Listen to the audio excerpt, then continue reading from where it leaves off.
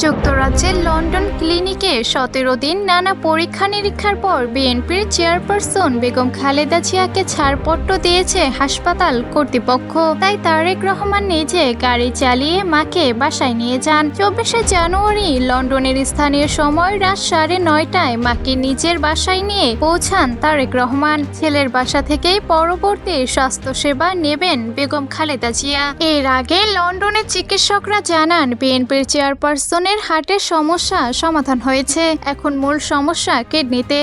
FR care হাসপাতালে যে চিকিৎসা ছিল তা লন্ডন ক্লিনিকের চিকিৎসকরা প্রথমে সাপোর্ট করেনি। তারপর নতুনভাবে কিডনির চিকিৎসা শুরু হয়। কয়েকদিন আগে ক্রিয়েটিনের মাত্রা বর্ডারলাইন ক্রস করে, এতে অবস্থা খারাপ হয়ে পড়ে।